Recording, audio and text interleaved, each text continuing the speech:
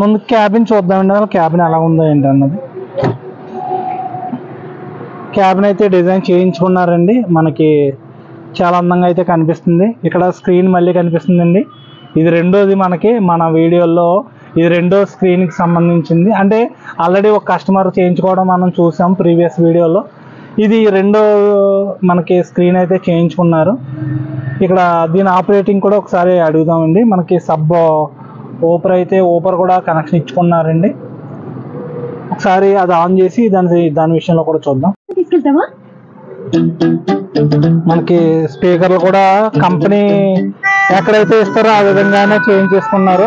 Sound system, మనకి display, video కూడా running అవుతుంది.